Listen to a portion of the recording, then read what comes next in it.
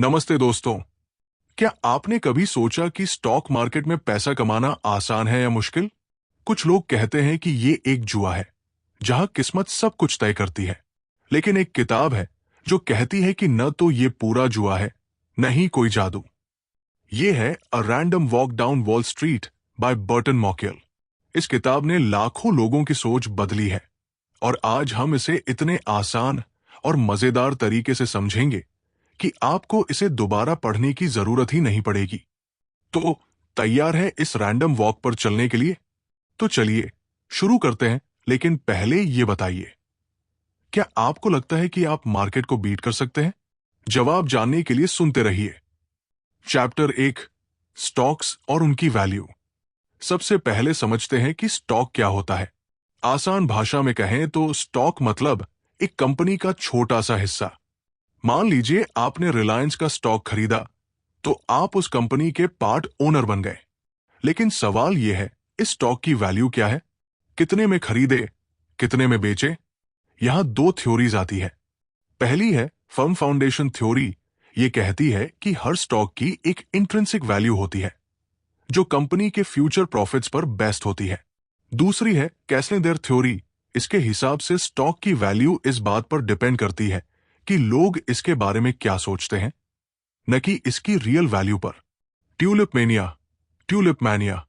इसे समझने के लिए चलिए 17वीं सदी के हॉलैंड में। वहां ट्यूलिप के बल्ब्स की डिमांड अचानक इतनी बढ़ गई कि लोग अपने घर जमीन बेचकर एक बल्ब खरीदने लगे। एक ट्यूलिप बल्ब की कीमत एक मकान जितनी हो गई। लेकिन फिर क्या हुआ? बुलबुला फूटा, मार्केट क्रैश हुआ और लोग बर्बाद हो गए। ये स्टोरी बताती है कि मार्केट में क्राउड की पागलपन कितना खतरनाक हो सकता है। मैंने लिखा है, the tulip bulb craze is a classic example of the madness of crowds. यानी ट्यूलिप का ये पागलपन क्राउड की साइकोलॉजी का सबसे बड़ा सबूत है। स्टॉक्स की वैल्यू समझना आसान नहीं। कभी कभी मार्केट में लॉजिक से ज्यादा इमोशंस चलते हैं। लेकिन ये तो बस शुरुआत है। आगे जानिए कि मार्केट का ये पागलपन और कहां दिखता है। Chapter 2, the madness of crowds. अब बात करते हैं मार्केट की उस हिस्ट्री की जहां लोग बार बार इमोशंस में बह गए। साउथ सी बबल 18वीं सदी में इंग्लैंड में साउथ सी कंपनी के शेयर इतने हाइप्ड हुए कि लोग बिना सोचे इन्वेस्ट करने लगे। लेकिन जब सच सामने आया कि कंपनी का बिजनेस ठोस नहीं था, सब कुछ ढह गया। डॉट कॉम बबल एक 990 के आखिर में इंटरनेट स्टॉक्स का क्रेज था। बिना प्रॉफिट वाली कंपनियों के शेयर आसमान छू रहे थे। फिर 2000 में क्रैश हुआ और बिलियंस का नुकसान हुआ। The consistent losers in the market are those who are unable to resist being swept up in some kind of tulip bulb craze. Market में हाइप से बचे। जब सब खरीद रहे हों, तब रुककर सोचे, क्या ये सचमुच वैल्यूएबल है? अगले चैप्टर में देखते हैं कि स्टॉक्स की वैल्यू को लॉजिक से कैसे समझें। चैप्टर 3, फर्म फाउंडेशन थ्योरी, दी फर्म फाउंडेशन थ्योरी। यहां मैं आपको बताता हूं कि स्टॉक्स की वैल्यू को रेशनली कैसे कैलकुलेट करें। फर्म फाउंडेशन थ्योरी कहती है कि स्टॉक की वैल्यू कंपनी के फ्यूचर अर्निंग्स और डिविडेंड से तय होती है। इसे कैलकुलेट करने के लिए discounted cash flow method use होता है। आसान उदाहरण से समझें।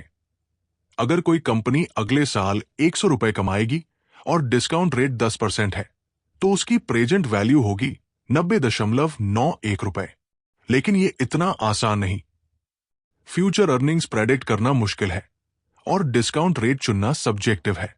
फिर भी ये थ्योरी फंडामेंटल एनालिसिस का बेस है। यानी स्टॉक प्राइस पर सबसे बड़ा असर फ्यूचर ग्रोथ का होता है।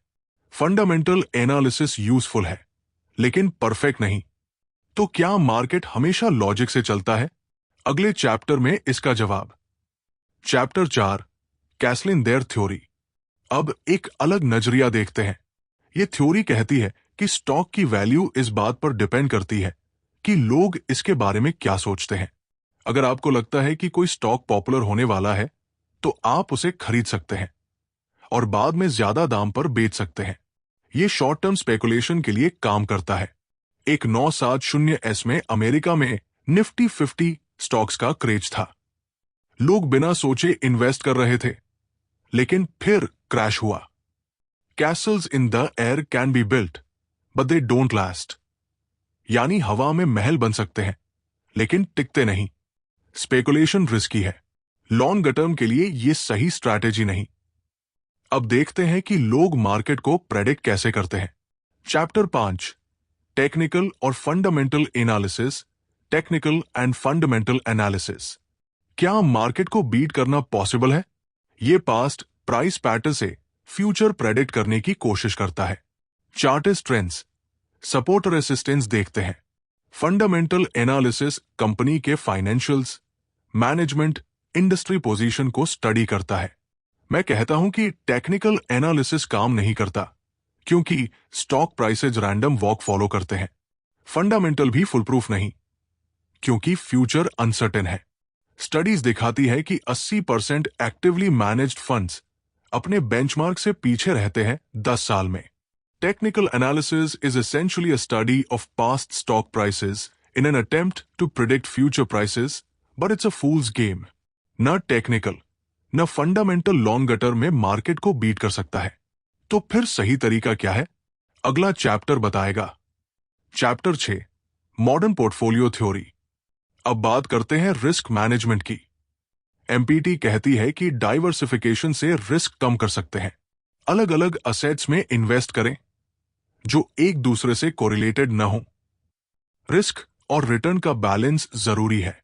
जैसे एक बास्केट में सारे अंडे रखने से रिस्क होता है, अलग अलग बास्केट्स में रखें ताकि एक गिरे तो बाकी बच जाए। बीटा स्टॉक के रिस्क को मार्केट से कंपेयर करता है। हाई बीटा मतलब ज्यादा volatility. Diversification is the only free lunch in investing. यानी डाइवर्सिफिकेशन इन्वेस्टिंग का फ्री बोनस है। पोर्टफोलियो को डाइवर्सिफाई करें। लेकिन हमारे दिमाग का क्या?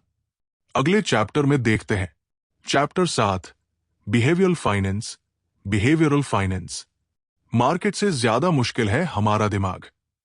हमारे साइकोलॉजिकल बायसेस हमें गलत फैसले लेने पर मजबूर करते हैं। ओवर कॉन्फिडेंस, मैं मार्केट को बीट कर सकता हूं। हर्ड मेंटालिटी, सब खरीद रहे हैं, मैं भी खरीदूंगा। लॉस एवर्शन, हारने का डर। .com बबल में लोग हर्ड मेंटालिटी में बह गए। Investors are their own worst enemies. यानी इन्वेस्टर्स खुद अपने दुश्मन हैं। अपने इमोशंस को कंट्रोल करें। लेकिन क्या मार्केट सचमुच रैंडम है? अगला चैप्टर इसका जवाब देगा। Chapter 8, the random walk and beyond. The random walk and beyond. यह किताब का कोर है। रैंडम वॉक थ्योरी कहती है कि स्टॉक प्राइसेज अनप्रेडिक्टेबल है। सारी इंफॉर्मेशन प्राइस में शामिल होती है, इसलिए फ्यूचर मूवमेंट्स रैंडम होते हैं। स्टडीज दिखाती है कि ज्यादातर फंड मैनेजर्स मार्केट को बीट नहीं कर पाते। A random walk is an obscenity on Wall Street. यानी ये थ्योरी प्रोफेशनल्स को चैलेंज करती है।